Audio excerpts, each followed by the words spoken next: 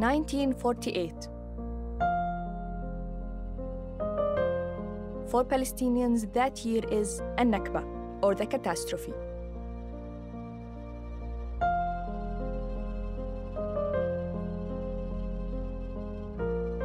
When hundreds of thousands were forced out of their homes.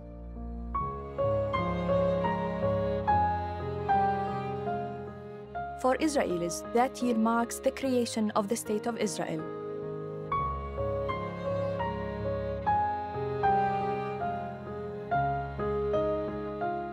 As a filmmaker and as a Palestinian, this documentary series was my way to understand the events of the past that are still shaping the present.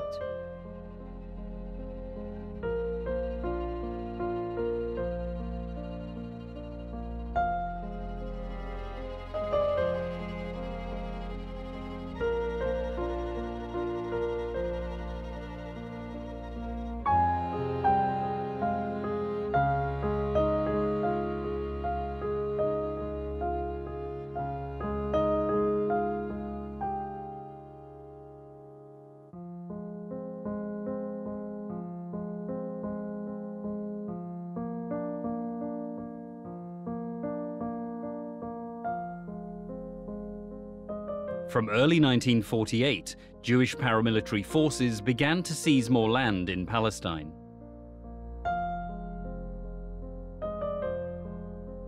By the end of July, more than 400,000 Palestinians had been forced to flee their homes. Their plight as refugees had just started. ما شفتها هي اللي صارت، قالت لي يا أبو نبيل تبكي أنت تبع الكرم، أنت كذا أنت كذا. خدت رغيف الخبز وأكلته ناشف. إحنا ذقناها والله ذقنا مجاعة ليوم المجاعة. يعني السياسة كله كلام مسخرة، تسمع فلان نعمل بنسوي كله محاضرات على الفاضي. إحنا ضعنا وضاعت علينا فلسطين وضاعت كل الدنيا علينا. نبي تقول يا الله والله عمرنا ما نرجع، كان رجعوا الأرمل والشيشان إحنا بنرجع، كل تعكل كان عمرنا نرجع. أمانة الله ما ذل عليك. إحنا ذقناها والله ذقنا مجاعة ليوم المجاعة. قلت لها يا أم نصرات الله يطول عمرك أعطيني رغيف خبز، زعلان أنا صرت أبكي. ما شفتها هي اللي صارت، قالت لي يا أبو نبيل تبكي أنت تبع الكرم، أنت كذا أنت كذا. خدت رغيف الخبز وأكلته ناشف، سحبت حالي وطميت عارف ماشي. قعدنا تحت الشجر برام الله، لا أكل ولا شرب ولا شيء. بعض الناس باعوا الصوف اللي في الفراش اللي عندهم حتى إنهم بس يشتروا طحين وقمح. أخوي الأصغر كان عمره 3 سنين في ذلك الوقت، اسمه علي، مرض، لم نجد العلاج، مرض بسيط، ساب، توفي. شرينا الجهاز تبعت السكر هذول بحيث يدرك يجني وبحيث يحمر. خيطناهن زي بيت الشعر وقعدنا في الوعر. وين بدنا نقعد يعني في المدينة أو في القرية؟ والله كلش لا، قعدنا في الوعر. كلش يعني مرة من المرات والله ملكينا رغيف خبز ناكله. لا والله راحت رحمة الله عليها صبحة اللي هي أمي. في هالأيام تلقت علج، تعرفين العلج؟ تجيبوا وتسلكوا وتعالوا تبنسوا الزيت مع راس البصل وناكله بدون خبز. أنا بعشق الدغري. هذا اللي بكى صار معنا في هالهجرة. قعدنا تحت زيتون ضرب الله، طجت الطيارة رشت، ما صبتناش. قالوا بعدين هي اللي يحكونا هين روحوا تضروا على القفر من ضرب الله طغاد. رحنا على القفر وين بدنا نقعد؟ فيش وسع. قالوا لنا في عين فوارة ينزلوا عليها بين الودان. لما قعدنا قاعدة الداية تبعت بلدنا اللي ودها يا باي هافت الجبال واحنا في بان الواد. نبي تقول يا الله والله عمرنا ما نرجع، كان رجعوا الأرمل والشيشان إحنا بنرجع، كل تعكل كان عمرنا نرجع. الله يرحمها توفت. ضلينا قاعدين 3 أشهر تحت الزيتون. كنا ساكنين كل عيلتين في خيمة من هذول الكبار. يعني في الشتاء يتخلعوا الأوتاد، نروح نحط حجار عليهم ونروح نمسكهم في الشتاء ونمسك في العمود خوف إنه ينخلع بسبب الريح والمطر. United Nations mediator in Palestine, Count Volker Bernadotte. In May 1948, Swedish diplomat Count Folke Bernadotte was appointed as UN mediator in Palestine. His mission was to seek a peaceful settlement. And I believe, and I think I have the right to believe, that we sooner or later, it might be sooner, can get a settlement and stop the war in Palestine. Count Bernadotte surveyed the devastated Palestinian villages and visited refugee camps in both Palestine and Jordan. The scale of the humanitarian disaster became apparent. He witnessed cramped living conditions, long queues for basic food, and scarce medical aid.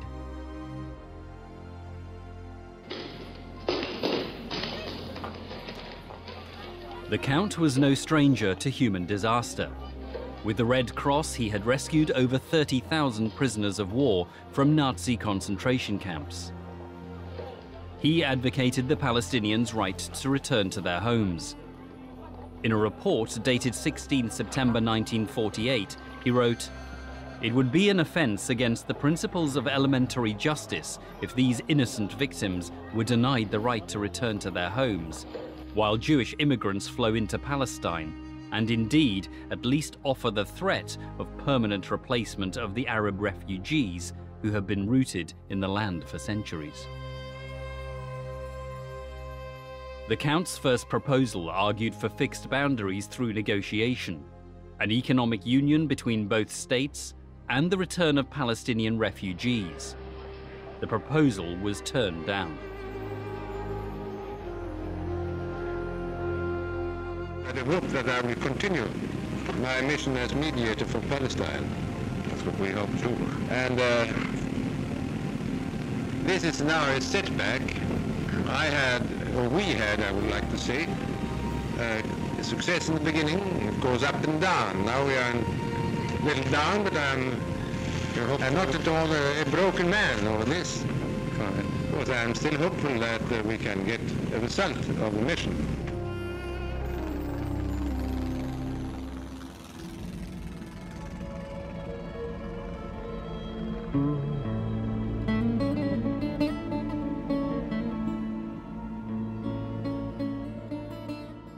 كنا مستقبلينه، عندي صورة أنا، كنا مستقبلينه بنفس اليوم على أرض مطار قلمدين، أنا وعارف العارف عبد الله التل، أنا الصحفي الوحيد في الصورة. أنا الحقيقة اللي غطيت الخبر.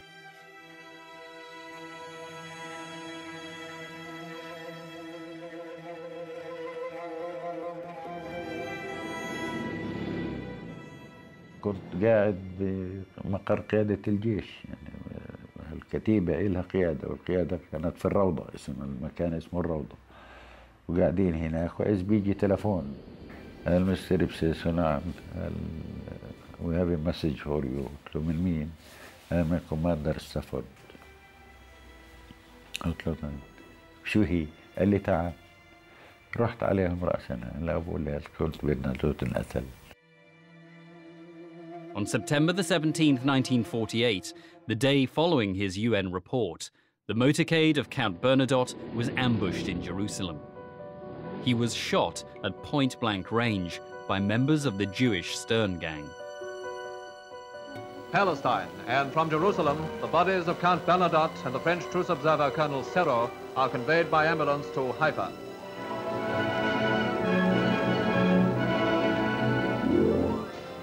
Guards of honor pay homage to the man whose murder by Stern Gang terrorists shocked the world. Humanity is the poorer for the loss of Count Bernadotte, whose work for peace in Palestine had won the admiration of all civilized peoples. شتيرن كان يرأسها إسحاق شمير، أصبح رئيس وزراء، وإسحاق شمير ألف مذكراته ونشر في العبرية ونحن نشرناه في اللغة العربية. هو يتحدث عن جميع العمليات الإرهابية التي نفذها، وهو يفتخر بما قام به من عمليات. Le comte Bernadotte avait envoyé à notre organisation son dernier rapport contenant des suggestions précises pour un règlement définitif du problème palestinien. Que ces suggestions comportent en première ligne, comme les recommandations de novembre 1947, l'établissement à Jérusalem d'un statut international. The UN partition plan of 1947 had declared Jerusalem to be governed under a special international regime and administered by the United Nations. The city, holy to both Arabs and Jews, would belong exclusively to neither. Israeli forces annexed neighborhoods in what is now known as West Jerusalem. Israel continued its expansion. Air raids, incursions, and expulsions escalated. By December 1948, the number of Palestinian refugees soared to over 700,000. The United Nations General Assembly responded by adopting Resolution 194.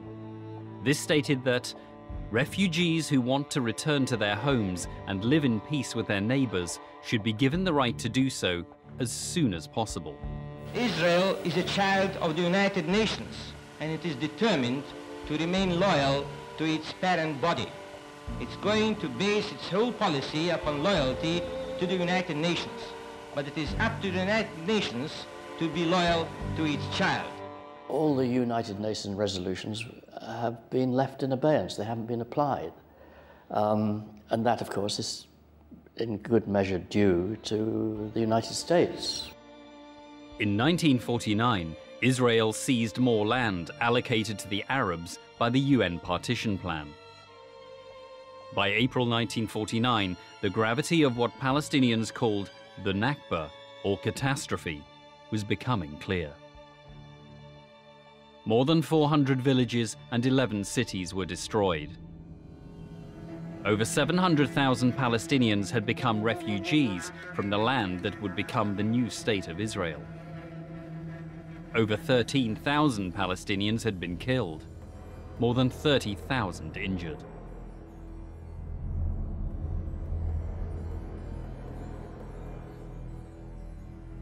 The UN pushed for armistice deals between Israel and the surrounding Arab countries. With Count Bernadotte's murder, the negotiations were now headed by his deputy, the American mediator Ralph Bunche. In February 1949, the first armistice agreement was signed between Israel and Egypt, followed by Lebanon in March, Jordan in April, and finally with Syria in July. The Jordanian deal conceded further land to Israel. It included villages in the Tul-Karam and Jenin districts. The territory was officially handed over on May 10, 1949. The very next day, Israel was admitted as a member of the United Nations. We believe that admitting Israel as a member will not merely be an act of justice. It will also be a decisive step towards peace, because it will remove any vestige of doubt from certain minds that Israel has come to stay. Resolution 69 of the UN Security Council stated, "The Security Council decides in its judgment that Israel is a peace-loving state and is able and willing to carry out the obligations in the UN Charter."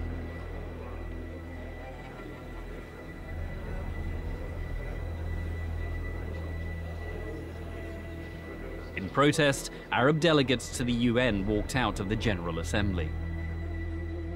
The American diplomat Ralph Bunche, architect of the armistice agreements, was awarded the Nobel Peace Prize. I had been awarded the Nobel Peace Prize for this year. I am, of course, extremely happy and highly honored. Whatever I was able to do in Palestine was a result of the fact that I was backed by the great international peace organization, the United Nations. Israel's representative to the UN, Abba Eban, declared, "There is no need to pursue peace. The armistice is enough for us. Peace would lead the Arabs to ask for a price, border changes, or the return of refugees, or both." I wrote a very long book called The Iron Wall, Israel and the Arab World. But it has a very simple idea, or a very simple theme that emerges, and that is that Israel, throughout its history, has been all too ready, extremely ready to resort to military force, and remarkably reluctant to engage in meaningful diplomacy with its Arab neighbors. في نفس الأسبوع الذي وقع فيه بن غوريون اتفاقية الهدنة مع سوريا في 20/7/1949، في نفس هذا الأسبوع جمع 24 خبير في المساحة وفي التوراة وفي التاريخ وفي الجغرافيا، وقال لهم امسحوا كل آثار فلسطين وضعوا عليها أسماء عبرية، وانطلقوا في هذا الاتجاه، والخرائط الإسرائيلية لليوم تعكس هذا الكلام. The sole remnants of Palestine were split into two separate parts. In April 1950, the eastern portion was annexed to Jordan and named the West Bank. The narrow coastal band in the south was put under Egyptian administration and named the Gaza Strip. The word Palestine was erased from history, politics, and economics. إنه في ظرف سنة أصبحت فلسطين منزوعة من الذهن الغربي. لا يمكن أن يكون هذا نجاح للإعلام الصهيوني في ظرف سنة أن يمحو دولة عن الخارطة، يعني موجودة في الذهن، وأصبح عندما يسأل عن فلسطين أكنه يسأل عن حاجة غيبية. هناك إرادة سياسية غربية منهجت عملية غسيل الدماغ للشعوب الأوروبية، وهناك دعم مادي غربي في هذا المجال، فتوافقت الحالتان، حالة في منهج صهيوني إعلامي ولكن أيضا في أرضية تقبل ساهم فيها السياسي الغربي في أن يقصر مسافة غياب فلسطين من الذاكرة الجماعية الغربية التي تعرفها، ووجود إسرائيل مباشرة في السنة التالية لإقام هذه الدولة. If there is the case against Britain and against Ernest Bevin, it's not that they tried to prevent the birth of a Jewish state, but that they tried to prevent and succeeded in preventing the birth of an independent Palestinian state. My passport was stamped Alcantara entering Palestine. Officially, I never left Palestine. I officially entered it, and officially I never entered Israel, but I left it and stamped in the passport. هي لو الدول العربية ما تعمل حجز علينا بندخل احنا وبنعمل قلائل، ما نخليش اسرائيل تتأمن. احنا فلسطيني ممنوع كان يصل صيدا، إذا يوصلوا بالسلطة يحطوه بالحبس، فهمتي؟ الدول العربية الله لا يوفقهم عمل حاجز على إسرائيل داير من دار. Though official and historical records have revealed much about the Palestinian Nakba, there are still many more documents that remain classified. يقول بروفيسور إسرائيل شاحك أنه كل ما يتعلق بالنكبة الفلسطينية وكل ما يتعلق في موضوع التهجير القرى الفلسطينية في الداخل يعتبر من أشد أسرار الدولة صونا في الدولة الإسرائيلية. حسب القانون الإسرائيلي إذا الوثائق بالأرشيف ممكن تدور المصلحة القومية الإسرائيلية ما بتم تفتح أبدا. يعني حتى عشان هيك إذا بتتعلق كتير مثلا من موضوع اللاجئين بالمفاوضات بدكش تفتح الملفات هدول.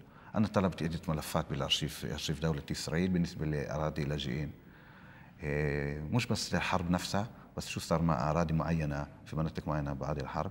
قالوا لي أنا طلبتها قبل 10 سنين، قالوا لي بعد 10 سنين، طلبتها قبل أسبوع، قالوا لي بعد 10 سنين. Documentation of the Nakba has become sparse. Records that do remain have been neglected and are poorly maintained. Primary sources are extant, Yet many useful accounts have not been circulated. One includes the memoirs of Hussein Fakhri al-Khalidi, a former mayor of Jerusalem and member of the Arab Higher Committee. He remained in Palestine till 1948 and wrote his memoirs the year later in Beirut. In 1958, he wrote a book in English entitled Arab Exodus, yet his work has never been published.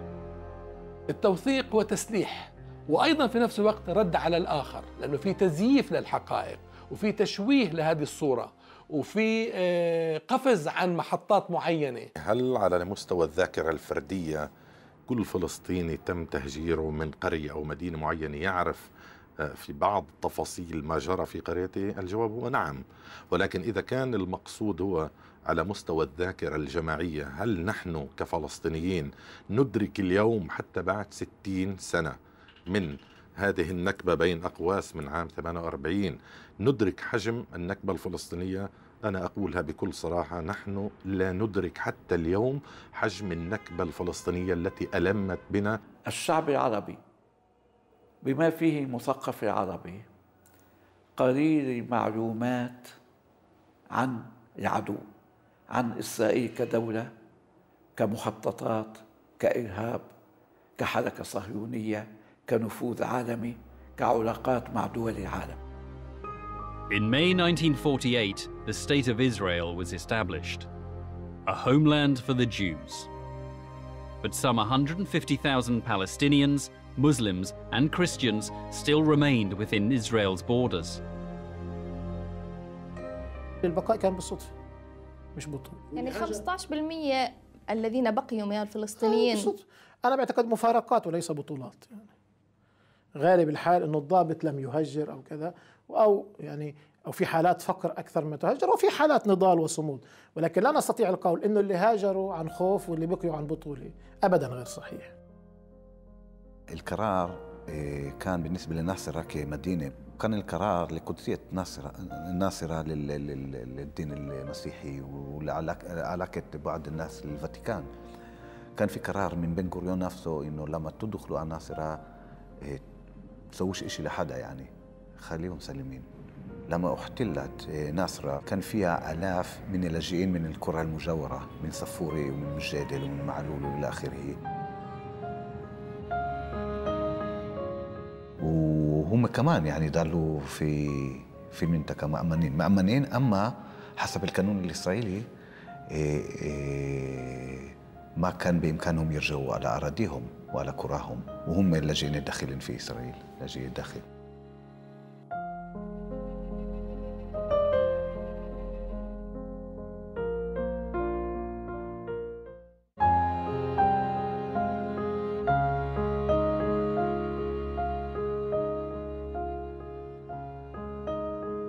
This is Safaria today, just one among hundreds of Palestinian villages whose traces have almost been wiped away.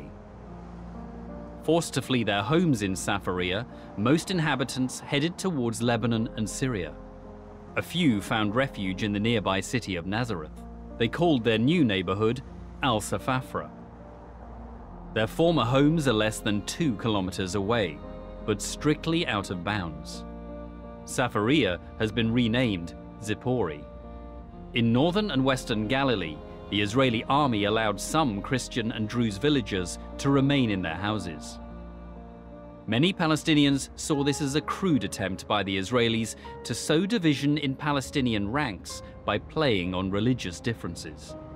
المحاولة كانت هي محاولة ضرب إسفين عندما توجهوا لبعض اللاجئين البصة من الطائفة المسيحية في العودة، وكانت هناك رفض مطلق من قبل أهل البصة المسيحيين، وكان موقفهم واضح جدا، يا نرجع إحنا وأهلنا المسلمين من البصة يا ما بدنا نرجع في المرة. معظم أراضينا صودرت، ويعني شخصيا أسرتي فقدت مئات الدنومات من الأرض بعدة قوانين. هناك أكثر من 30 قانونا لدى الإسرائيليين كلها تؤدي إلى مصادرة الأرض. من طرائف هذه القوانين مثلا أنهم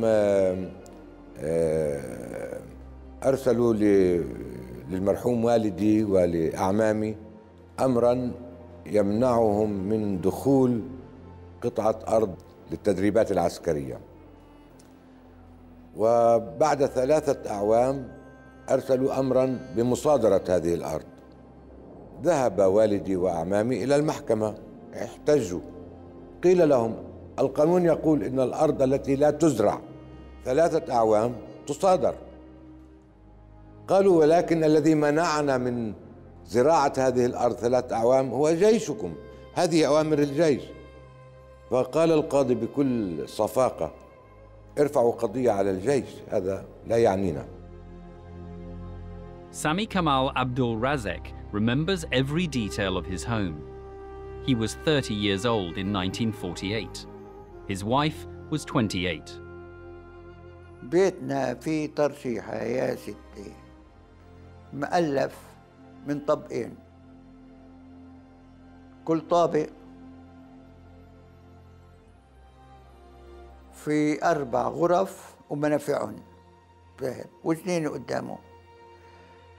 وأنا كنت زارع داني ومطلع على السطح، ولما بيجي برمضان أطلع اسأل ابن نبيل، أطلع أحوش عنه، وبرمضان أنزل أحوش سين. إيه شو بنعمل لك؟ إيش طلعنا ولا إشي. إيه. شو صار في البيت هلا؟ بعده ساكنين من أقرص 2 فيه، 3 عائلات.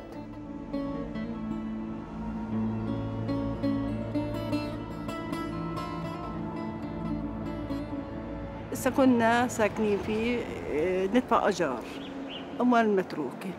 يوم إجوا قالوا بدهم يبدلونا، إحنا ما قبلنا نبدل بقريط بالأرض هون بالدار. عاودوا رجعوا قالوا أو بتشتروها أو بتطلعوا منها. اشترينا، دفعنا إحنا ودار سلفي، كنا النص وإحنا النص. قناطر الكل بيجي بيشوفوا بيستحليهم. إجا واحد من محامي من دير الأسد، عدة هذا يجيب معلم ويشوف ليعمل زيهم. نعرف إنه يقولوا هاي الدار لفلان، لكمال عبد الرازق، هيك. اللي هو أبو سامي. أبو سامي، أي نعم. Neither Sami Kamal Abdul Razek, his children, nor his grandchildren are allowed to return to their family home, not even to visit. It's the same story with countless other Palestinians in the diaspora, estimated to number over 6 million today. Palestinian houses appropriated by Israel stand as a testament to an abiding injustice. The original occupants and owners are now scattered across the world. New generations of Palestinian refugees who have never known their ancestral land still refer to these places as home. In 1969, then Israeli Prime Minister Golda Meir was quoted in a British newspaper. She said, "It was not as though there was a Palestinian people in Palestine considering itself as a Palestinian people and we came and threw them out and took their country away from them. They did not exist." I'm from those who learned in the school that people with no land looked for a land with no people. So these people of here, what we call Palestine, maybe they were here, but they were no people.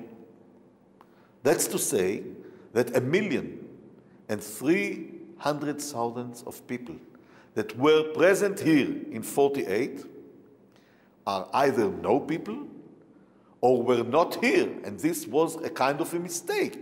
إنكار ما جرى من حيث التهجير لعدم الرغبة بالاعتراف بحجم الجريمة. الاعتراف بحجم الجريمة له إسقاطات كبيرة. أولاً على حجم التعويض الذي يجب أن يكون للفلسطينيين وحق العودة لهم. ثانيا أنا بعتقد إذا كان هنالك شخص ديمقراطي ليبرالي لديه مشكلة وجودية، أنه هو يستطيع أن ينظر ما شاء على حقوق الشعب الفلسطيني، ولكنه عندما ينظر يجلس على خرائب الشعب الفلسطيني. لديه مشكلة وجودية حقيقية وتناقض حقيقي ويحب أن ينكره. There was a machinery of denial, and that's why most Israelis did not know what happened. And those who did had a different mechanism. There was a mechanism of justification. They decided if our forefathers expelled the Palestinians, there was a good reason for this. And they were taught not to talk about it in public because it embarrasses Israel.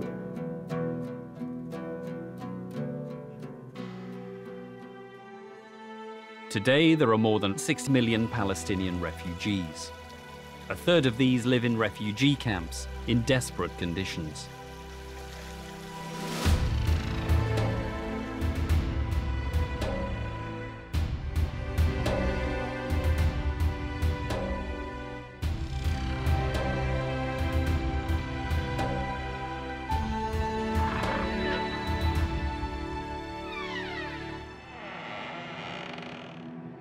يعني السياسة كله كلام مسخرة، تسمع فلان نعمل بنسوي كله محاضرات على الفاضي.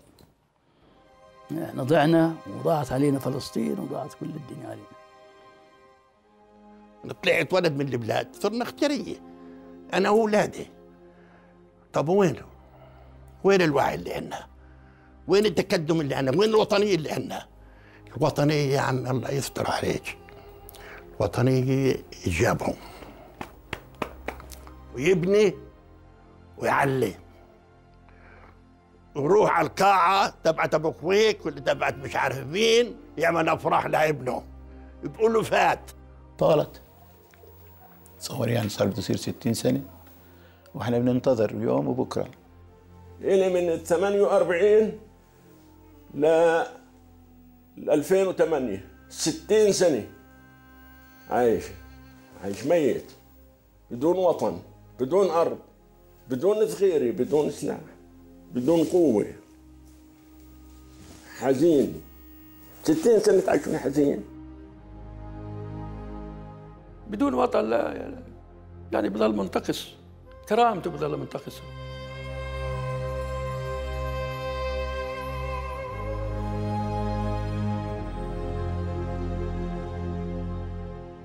والله وحياة أبوك والله ومحمد الليلة هذه نفس الليلة ما عمري حلمت حلمي في الجلسة إلا في البلد.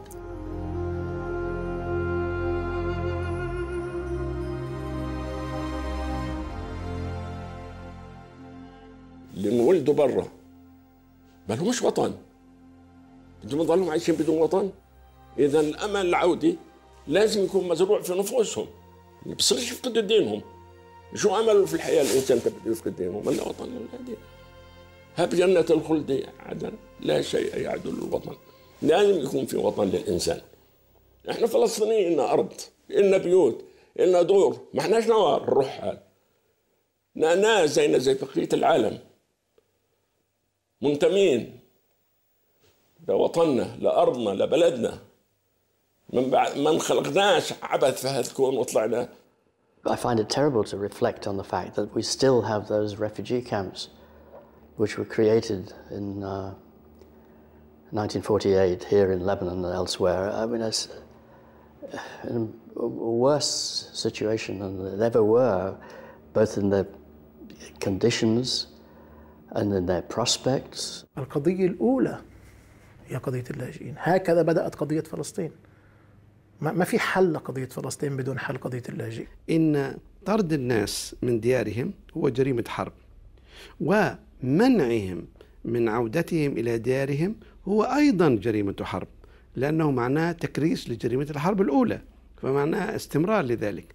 ولذلك يعني يجب أن نركز على أن إسرائيل لم فقط تقترف جريمة حرب عام 48 بل تستمر فيها إلى اليوم.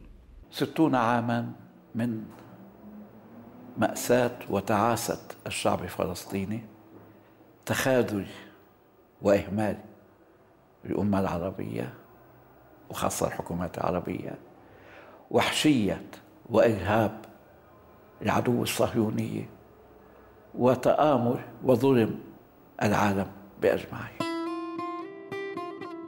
Jerusalem holds great importance to the three main monotheistic religions.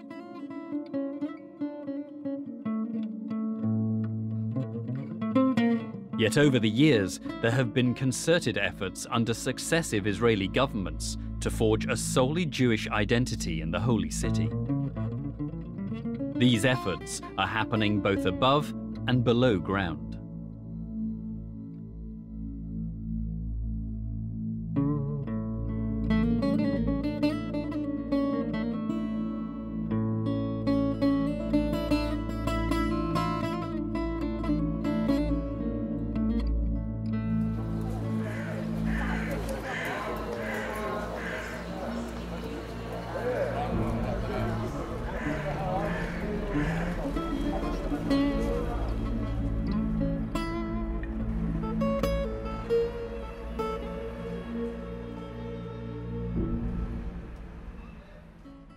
مفتوح، نفق مقترح تحت الإنشاء.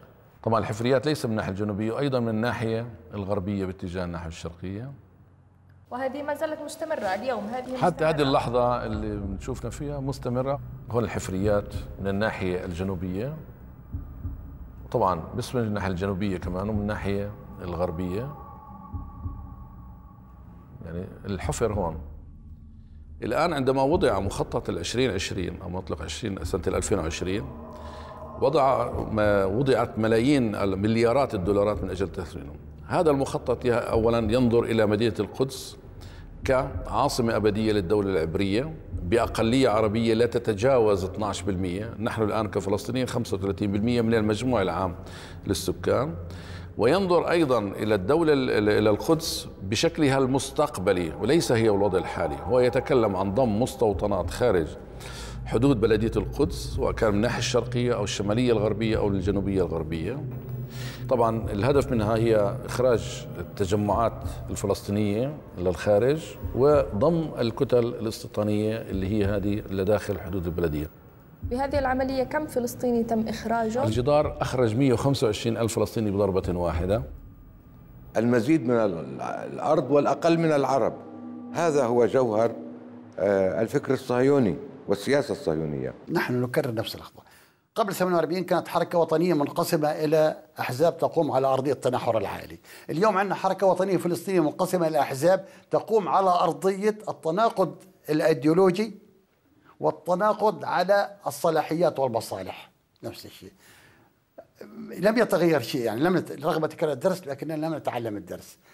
نفس الشيء في عام 1948 كنا نراهن على بريطانيا، يعني كانت قيادتنا تعمل على أساس أن تجمع الصيف والشتاء تحت سقف واحد، معاداة الحركة الصهيونية وصداقة بريطانيا. اليوم نحن نفس الشيء، يعني الذي تغير في الموضوع الولايات المتحدة الأمريكية حلت محل بريطانيا. نفس الشيء، كان في عندنا تجاوزات وفي عندنا كما قلنا خوات، وكان عندنا تجاوزات وكان عندنا خوات. 1948 كان بتقودنا القيادات إقطاعية واليوم بتقودنا قيادات برجوازية. قبل 1948 أيضا كنا لا نستطيع أن نبني علاقة جديدة مع الواقع، واليوم أيضا نحن لا نستطيع أن نبني علاقة جديدة مع الواقع. قبل 1948 كنا الشعب كان أساء اختيار القيادة، واليوم أيضا نحن نسيء اختيار القيادة. أنا أعتقد أنه اليوم إذا كنا نتكلم عن نكبة لم تبدأ عام 48 هي لم تنتهي عام 48. There's a new Nakba taking place as we talk. It just doesn't have the same features and characteristics of the 48 Nakba. The 48 Nakba was in one period of time and very dramatic and massive. The present Nakba is a very slow process of expulsion, annexation, demolition of houses, imprisonment of people. It's going on for 40 years. It's, in a way, it's a new version of the same idea of how to cause the Palestinians to leave Palestine.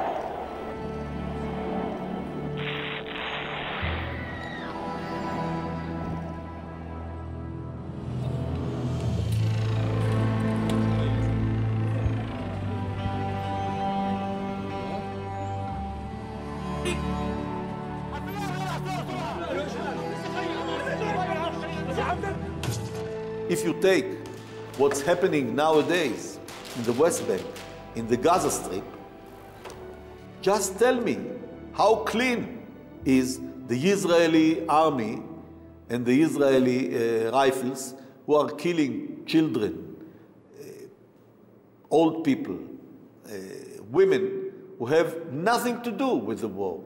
The same, exactly the same, happened in 48, and somehow by the same people also. In Zionism. I hope by now it's clear. Our values will never be reflected in public policy. Today, over 6 million Palestinians live in exile, prevented from visiting their ancestral homes. Another 5 or 6 million Palestinians live inside historic Palestine.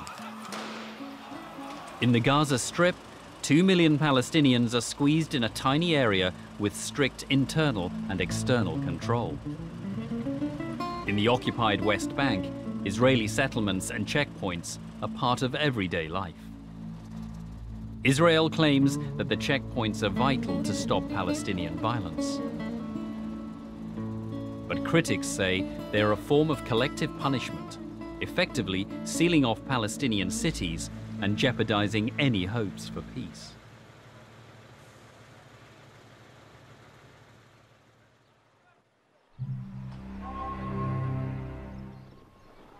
This footage is from the city of Ramallah.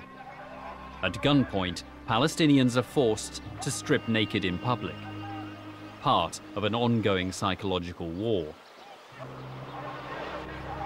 aimed at making Palestinians feel they have neither safety nor dignity.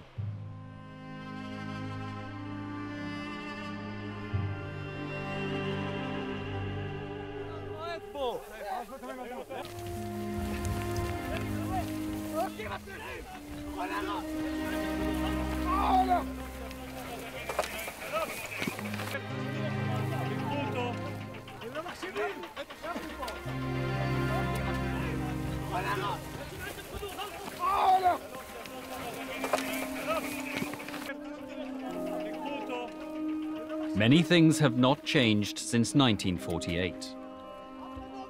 This man covering his face is a Mustarivin, the name given 60 years ago to the Jewish paramilitaries who disguised themselves as Arabs to carry out covert operations. Today, the mission remains the same.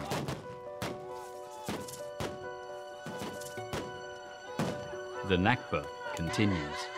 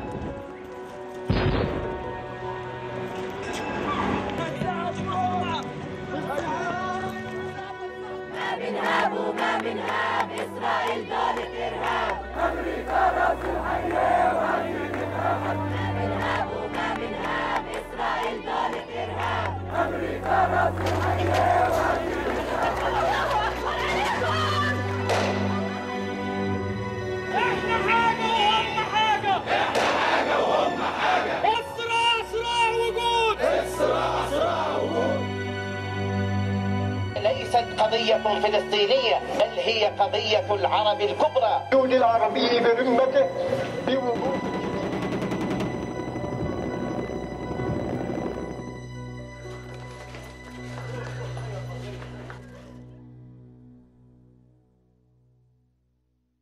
The story is not over. You have to see how the whole story would end, because the ethnic cleansing operation continues and the resistance to the ethnic cleansing operation continues. ما بني على باطل يكون باطلا أيضا. المؤسسة الإسرائيلية دائما تتحفنا بالمفاجآت، وأنا لا ألوم من هو يخطط ويعرف أنه يخطط لمصلحة مشروعه المشروع الفكري الذي يخدم ليل نهار. أنا ألوم أنفسنا ماذا نحن نفعل لكي نضمن عدم نجاح أي مخطط مستقبلي أو أي مشروع مستقبلي يمكن أن يكون أو أن يشكل بالفعل فصل آخر وجديد من فصول النكبة المستقبلية. رغم مرور هالعمر الطويل لا يزال على ثقة تامة أن بقاء إسرائيل يستحيل، شرط أن تتبدل الظروف الوطن العربي، شرط، ويعتمد على تعبئة الشعب العربي في القتال. الشعوب ما حدش بيقدر يقهرها. هي قضية العرب اللي تجسدت في فلسطين، الهدف كان العرب. الشعب اللي دفع ثمن السيطرة على العرب هو فلسطينيين، لأنه كانوا بالطريق. لو كان أي شعب تاني بالطريق كان هو اللي دفع الثمن.